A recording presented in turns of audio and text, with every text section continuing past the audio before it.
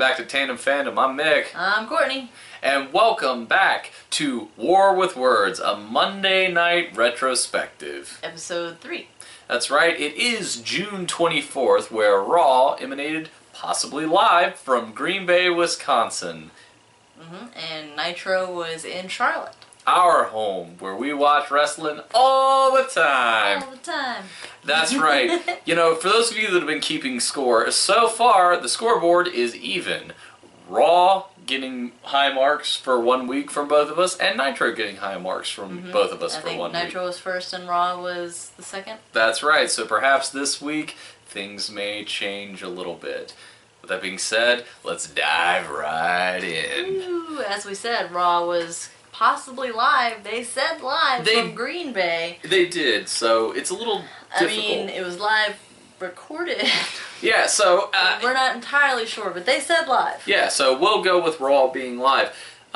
It was pretty strong to open. There was pyro. Hunter Hearst Helmsley was in the ring awaiting the new Intercontinental Champion, Ahmed Johnson. Right, he won the belt from Goldust at King of the Ring. That's right, and you know, this was one of my main criticisms of Raw, where we hadn't seen the champion consistently being on the show. Right.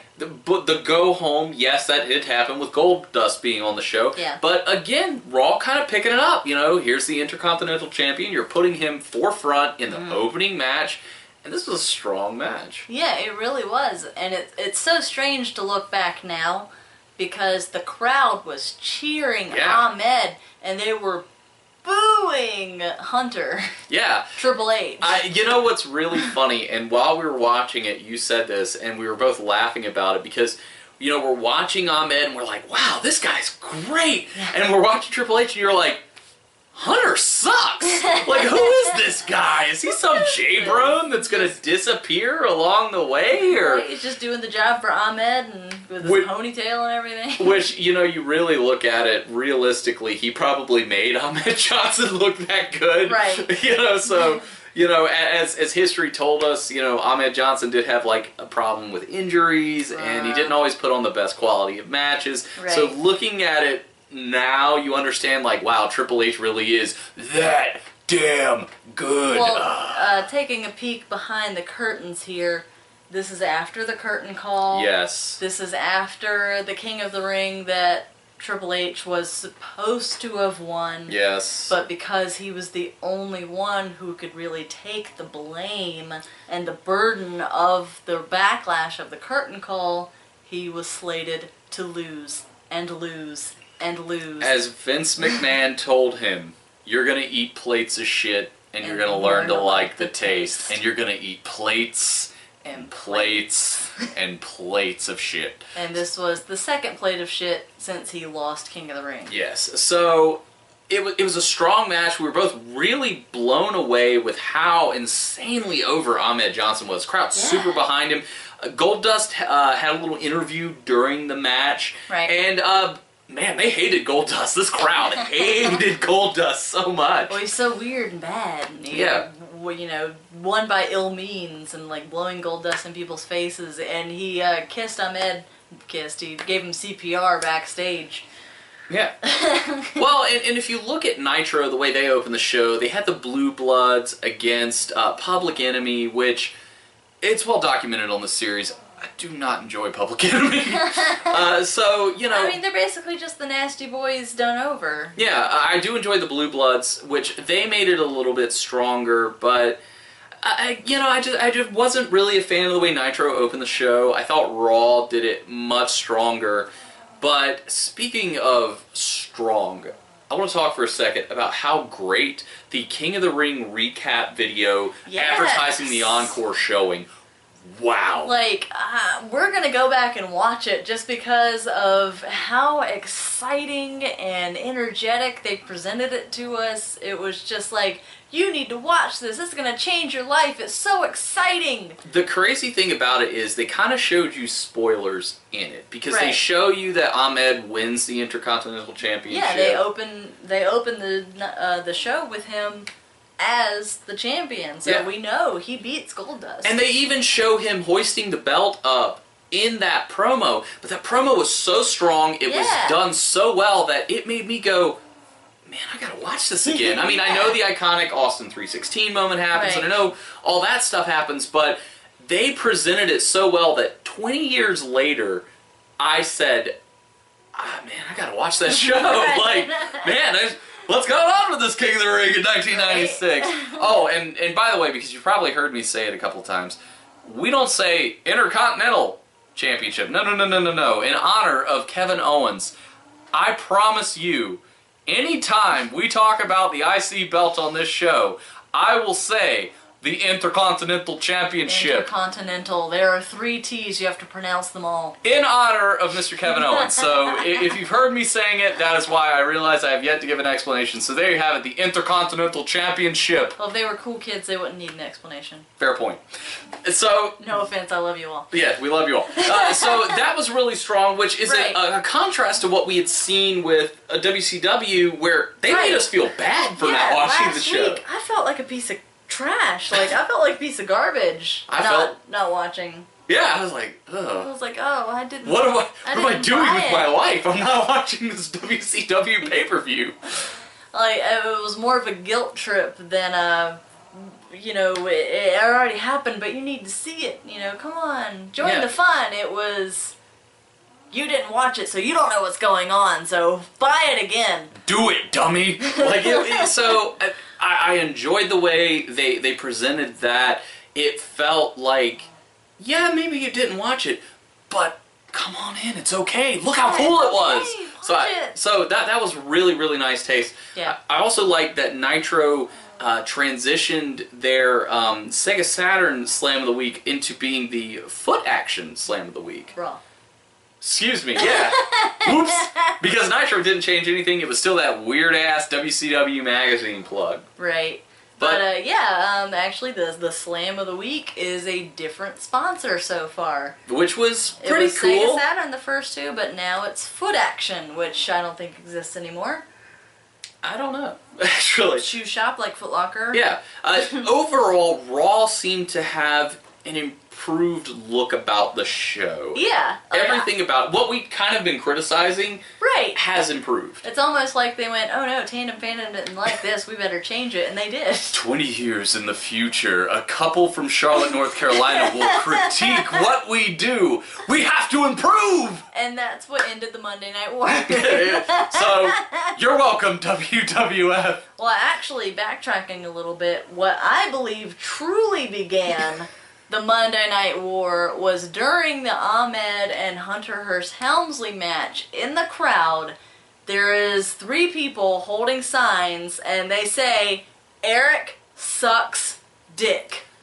And Eric Bischoff... Shots fired. Eric Bischoff saw that and said, no. We must not stand for this. A better product. It was kind of crazy, though, because this is really the first moment that, one, you could see the crowd in a, like, look at all the signs, look at all the people, and it was straight up, Eric sucks dick. Like, there's the schism. Yeah. I don't think they were talking about any other Eric, who was still missing from Nitro, which that's something that they specifically state again. They showed the recap, again, of Eric getting powerbombed through the stage, making note of Eric Bischoff will not be doing commentary in the second half of the show. Because Hall and Nash are bad dudes. Yeah, and Scott Hall, the beautiful Canadian tuxedo, head to toe all in denim. Denim, everything. It was probably wearing denim boxers. It was beautiful. It was beautiful. So, we kind of started to get to the midpoint of Raw, and this was a moment where they have kind of been up and down a little bit. They don't seem to have a lot of star power typically, but this week they really brought the entertainment factor and cranked that up. We saw WWF brought a little bit of comedy, which they're known for. Yeah, it was really well done. They showed the manager search recap, which it was so fun to see all the different videos of people that had said, like, I should be the manager of the Donnas because of blah, blah, blah. Oh, that was so cool, because you gotta think, in, like, what was this, 96? 1996, yeah. people down the street, people your friends, they sent in these videos, they sent in these letters and these pictures, and they're on TV. And I'm sure people were like picking up their rotary telephone and dialing and saying, I'm on.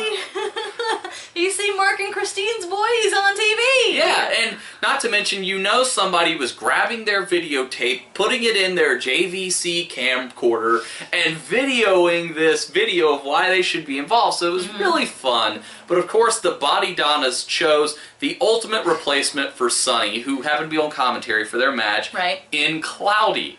This obvious man. Beautiful woman. This was obviously a man in a wig, had the tattoos, the muscles. Had just a stuffed sports bra on, just straight box-shaped man. It was really funny. And, Sunny is completely repulsed. I don't want her anywhere near me. She's looking at me. Don't look at me. And King was such a great, he really boosted up what Sunny was doing because just his comments, and I mean, that's the thing that he really excels in, but it was great. And this match was straight up a throwaway match. Like Chris Candido, Skip was entertaining, but it's Brooklyn Brawler and Jerry Fox, and we really struggled to figure out the name of Jerry Fox because they didn't say it. Like, they didn't get an intro. So we were like, well, clearly we know who's going to win. But it was entertaining. The match was okay. Yeah, it took me a second to realize that Brooklyn Brawler wasn't Dean Ambrose. It was an okay match, though. Right, but it was really focused on the comedy between Cloudy and Sunny. Yeah, so that was cool. They're driving that story forward. So that was a lot of fun. Where WCW, they were having the Taskmaster. He had Jimmy Hart. His match didn't even start because he won via DQ by just beating his opponent through the crowd.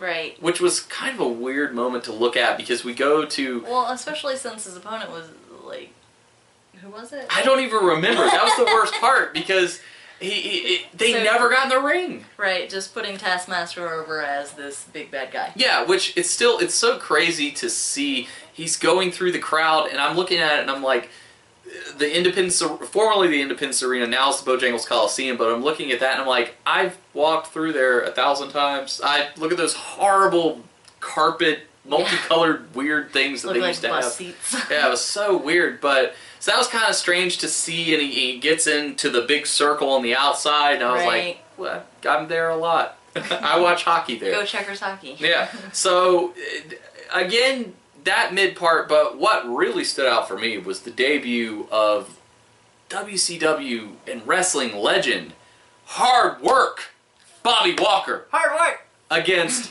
Dean Malenko, the Cruiserweight Championship, which, if Bobby Walker is a cruiserweight, then I'm a point guard in the NBA.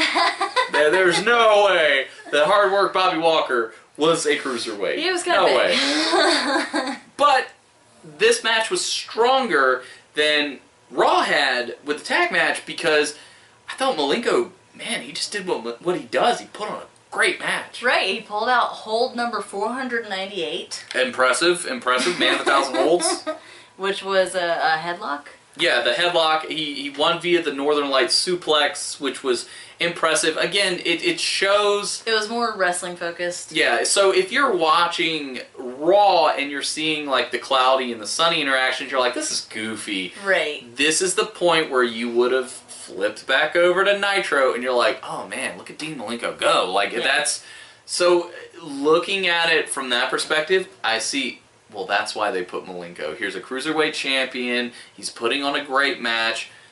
They did insert a little bit of comedy with the Disco Inferno. Your favorite wrestler that you've seen so far. Just loving the Disco Inferno.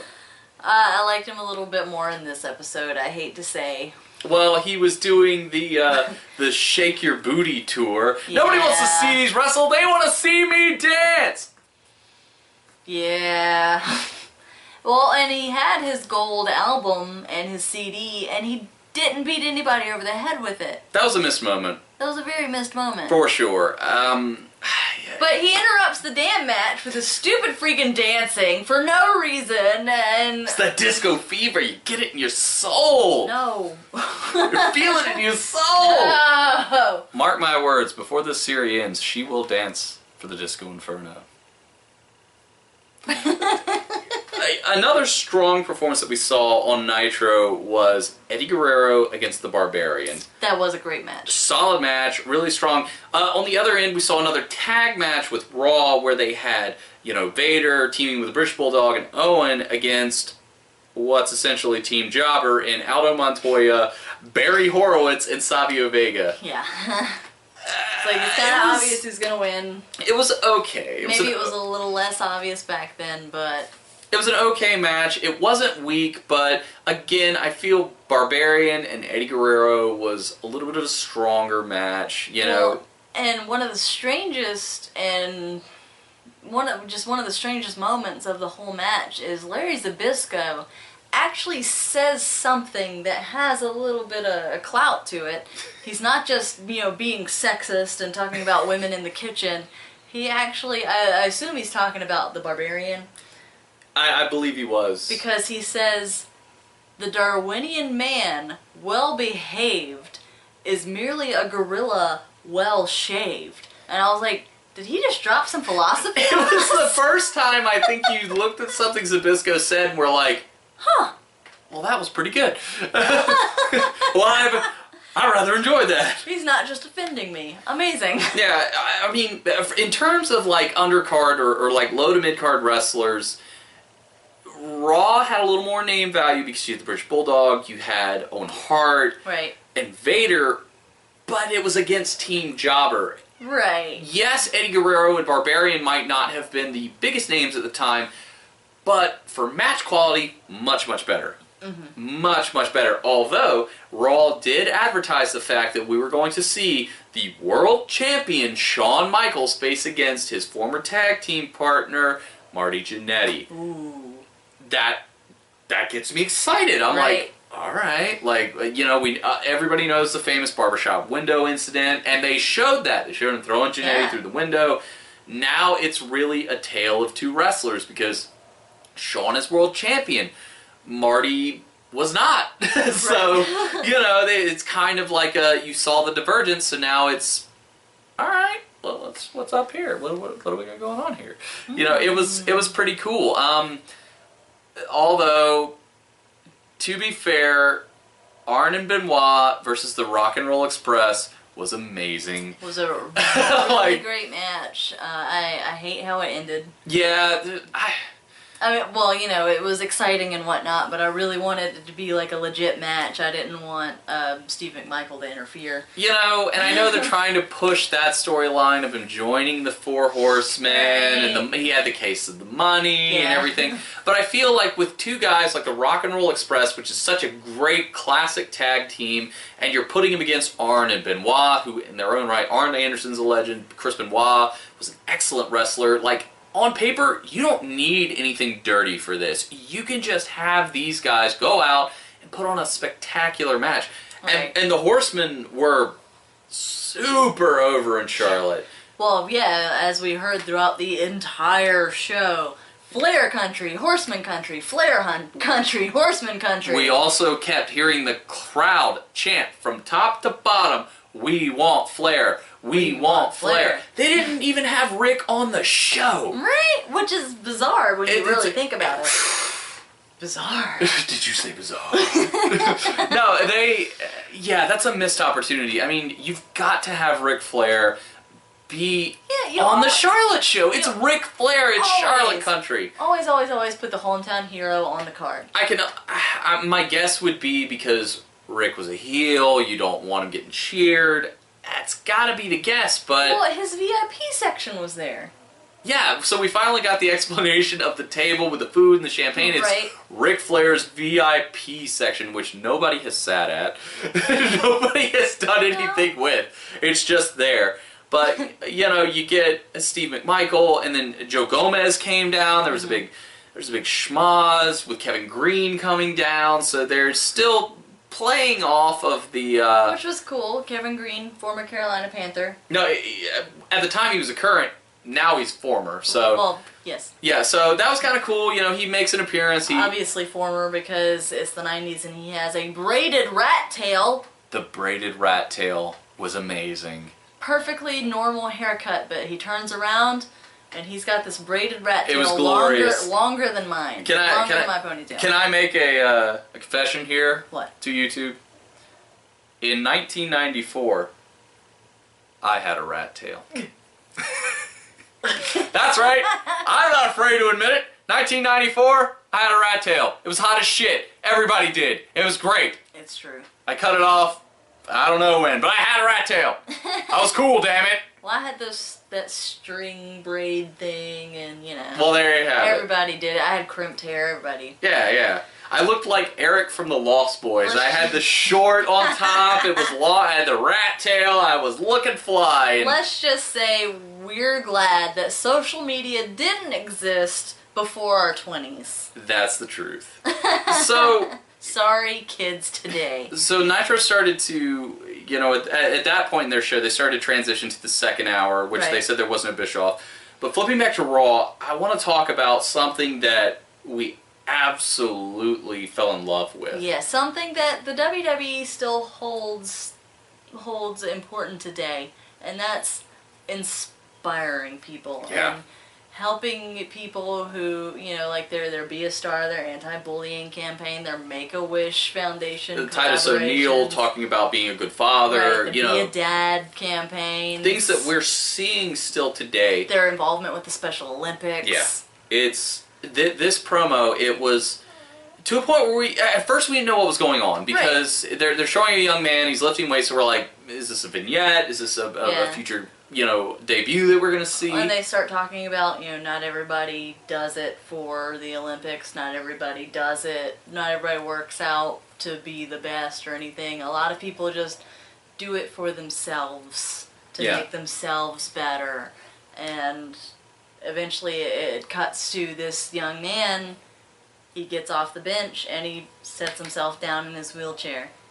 And it was the whole premise of the PSA was unleash the warrior inside, which we put this out on social media because when we were watching and doing research and everything, it just to know that 20 years later we have the Warrior Award for the Hall of Fame given to Connor the Crusher, given to Joan London.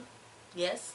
You know, breast cancer survivor. Yeah, given to, you know, regular people who have extraordinary inner strength. You know, it was... Who have their everyday fights that they persevere through. It was really, really cool to see that, you know, 20 years later, this promo that they, or this PSA that they did to what they have now and just the impact of the warrior character. It was so cool, and it was so strong and awesome, and it was great. We absolutely loved it, and again, it's really cool to see that this is something that WWE was doing back then. It's something that they do today, and it's something that is such a strong and important part of what they do with their show. It really what creates the WWE universe. It makes you feel a part. Right. They don't leave anybody out. And it's beautiful, and yeah. I'm so happy to see that it was actually still a part of their business model even 20 years ago. It's not just now with the you know, equal rights movements and things like that. It was just something that's always been a part of the company. So yeah, you know, fantastic stuff. You know, we started to go into Raw's main event, and we saw recent signee Brian Pillman, and if you had 3 words to describe Brian Pillman, what 3 words would you use? Let's see, what did I write in the notes? Angry, goddamn, because he dropped a hard GD on live TV. And crutches. Those were the 3 words that you could use to describe. I've never seen a more angry man shout goddamn on crutches. Can't be. I mean, you could look, I'm sure, check the tapes, check the network. I don't think you're going to find another man that fits that description. And I'm like, why did they sign this guy? He's a hothead. He's coming out and he's, you know, dropping hard GDs on your live TV. Is this the beginning of the Attitude Era? Yeah, I mean, it kind of is. Whatever. So, you know, Vince is trying to calm him down as we are getting to go into Stone Cold Steve Austin, the winner of the King of the Ring, against the Undertaker. I really like the fact that Austin won King of the Ring. Where does he find himself? The main event. Right. Against The Undertaker. One of their top stars.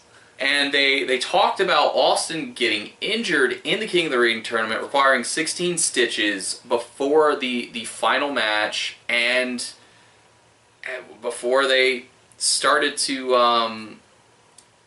go into the match, they showed another promo for the for their live tour. Yeah, which is really, really cool. Yeah. And it's exciting because you're like, oh, I can be a part of this. I can go see them. I can go see them live. Wow, exciting. Yeah, they also showed a very important former champion on commentary in Goldust.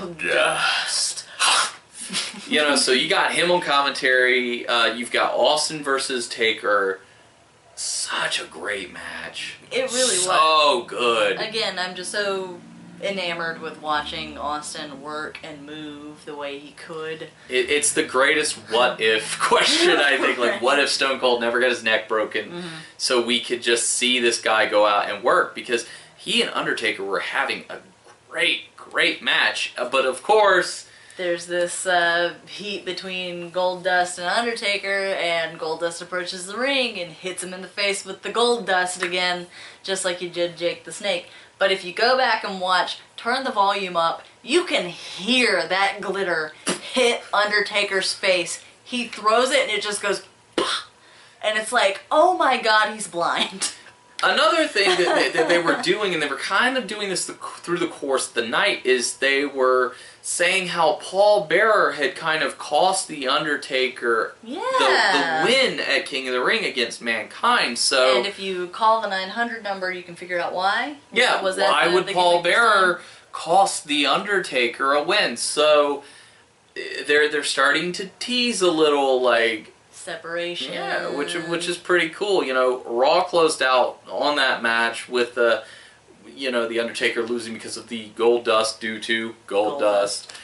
But I think Nitro started off super strong with a match for the Lord of the Ring, the King of Bada Bing, Self High Five, Diamond Dallas Page. Bang. Against one of your guys that you've really been enjoying, Das Wunderkind. Das Wunderkind! Alex Wright. Yeah. Really good match. It was a good match. And, I love Alex Wright, and I really hate that, in the future, he falls prey to current events killing his gimmick. Yeah. But, he had a good run. I love Das Wunderkind. I love the whole, I love his gimmick. I talked about this before. I love the development of DDP. I love the fact that we've seen him on the show. I believe this is 3 weeks in a row now. Yeah. He goes out, has an entertaining match, hits that diamond cutter, and gets a win. He's understanding of what his character is. He's putting in good work, and he's really developing this. I'm DDP, you know who I am, you know what I'm going to do, when you see me, it's a matter of when is that diamond cutter coming out of nowhere. So, really, really strong. Really strong stuff. We also see Kevin Green coming back out again, talking about how the Panthers are going to kick some ass. He says ass. I don't know if it's because of this PG era we're in now, but I'm like, the football player just said ass on TV. We see a match between the ultimate macho man, Randy Savage, against VK Wall Street. You better pay your taxes! VK Wall Street. VK? Like Vincent Kennedy? Nah, there's no way. That's ridiculous. That's dumb. But we see the Macho Man again. Macho Man puts on a solid match as always. There was a little bit of an interference, partly because of Kevin Green. There was kind of a weirdness leading to Macho Man getting the victory, but it was okay. Nothing to write home on this match.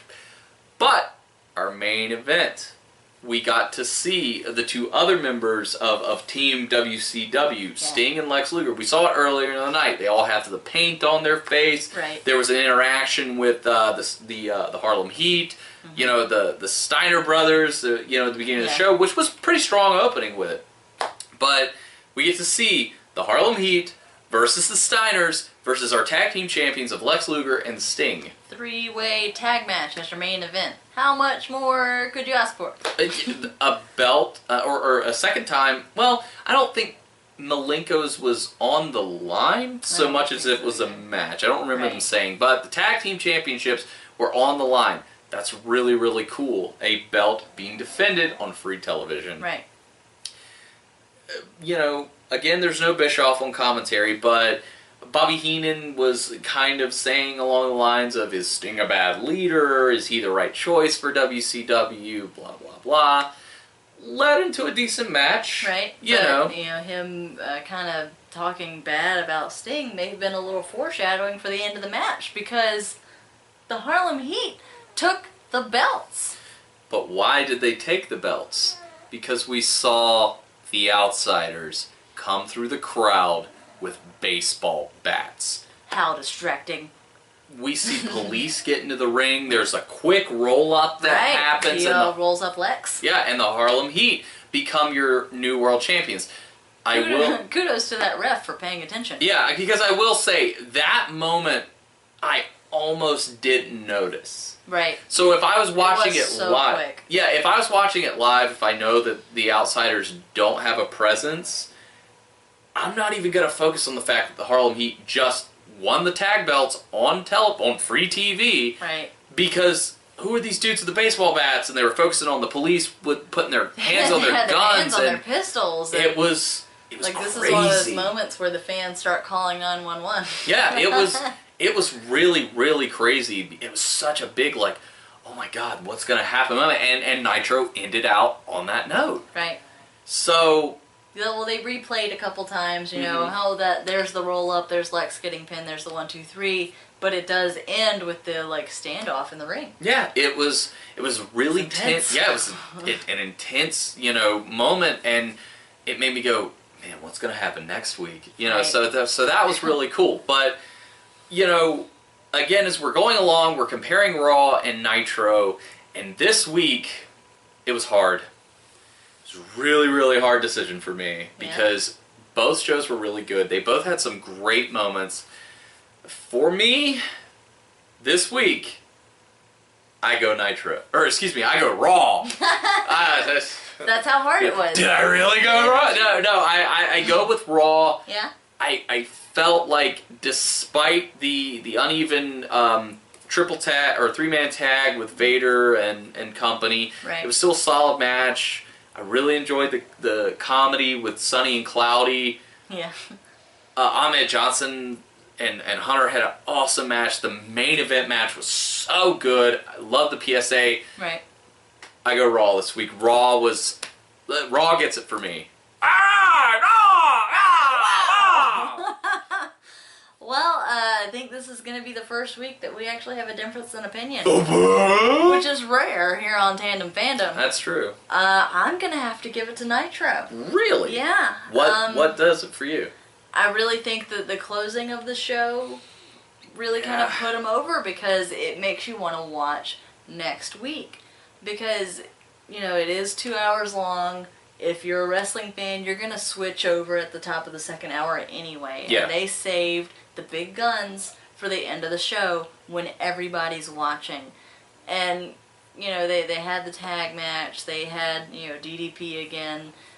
There were a couple throwaway matches, but I really feel like they brought it. They're bringing me back in next week. Yeah. And the whole Lex Sting, is there going to be a schism later? And I liked it. I like the storylines better, and I like the build-up better, and they left me lying awake in bed wondering what's happening next week. I'll give you that. I think the ending was super strong. I think the biggest difference for me was the first probably hour and a half of Nitro. It didn't get me. The DDP match was the thing that stood out the most for me. Yeah. The final match with the belt changing hands is really strong, but I think because it was so minimalized because of the Outsiders' interference, which was great, but I mean... It just wasn't enough. I would have liked to have seen bigger focus because, yeah, the Harlem Heat won the tag belts, but it just... It wasn't the most important thing that happened in that moment, and I feel like it should have been. So, I mean, really, that's why Raw kind of gets the nod over Nitro. It's just... There was a lot more focus on what was happening there with the wrestling, not necessarily the outside moments. And like I said, just the first little bit of Nitro was just, man, I maybe it's because it's Public Enemy and I just don't care about Public Enemy. Well, I really just, I love the build. Like, yeah. You know, Bischoff is still off commentary because the Outsiders just beat him up that bad. They have a presence in your mind at the beginning and they return at the end. I feel like it just really wrapped the show up well, and it's this nice package that's leading you into the next. And it's definitely the Disco Inferno that sealed the deal for you, wasn't it? On second thought, I'm going to go with Raw. I'm with you. This was a really hard decision this week, but definitely the first time that we're going to split ways. Yeah. So one thing that I just want to mention real quick that was odd about Nitro was the runway wasn't actually in the middle. Like, if you can imagine it, like, here's the ring, and usually the runway is here, but it was over here. It was just strange. It was really odd. Maybe it's just the way the Coliseum's set up, or I guess. Yeah, it was a little weird. I did notice that too, and I was like, that's odd. It was just weird. Yeah. But that was it. That's a small thing. Well, guys, what did you think? Who gets the nod for you? Is it Raw? Is it Nitro? Again, we're trying to keep kind of a running tally of who we thought and who you guys thought as well, because, that's really where it's going to determine, because at the end of the series, we are going to try and go through and tally up and figure out who really won the war, and we want the viewer vote and the Tandem Fandom vote so we can kind of get an idea of who really won. I mean, we know who won. Well, but Vince McMahon can tell you who won. Because he did. He still came it down. But, should they have won? So I think it's going to be really interesting getting into the later Raws and the later Nitros to see where it really starts to wheels are really starting to turn. So. Yeah. As we're going along, I find myself getting more and more excited to see what happened 20 years ago, just to see. It's like, wow, this is really great, because we all know the big story, but we don't know the minutia. Yeah, so that's where it's really been interesting. But, as always, please like, subscribe, share the videos. We do appreciate all the feedback and comments that we get for you guys. We love to see them. Follow us on Instagram, Facebook, and Twitter, where we keep you up to date on what we're doing in the moment and what we're doing in the future, and just some fun stuff. Yeah, it's a great way to kind of see what we've got in the pipeline, and we try and keep that updated to give you guys a sneak preview, if you will. Shout out to one of our biggest fans at the moment, who's giving us the gift of Brittany as we go along. It's been a lot of fun talking to you. Yeah, we really enjoyed your input. Love your feedback, love your top 10s. Yeah, it's really cool. We definitely appreciate it, and we love interacting with you. It's a lot of fun for us. But, as we always say here on Tandem Fandom, until next time, if you're going to be a fan, bring a friend. Ooh, yeah! Damn it!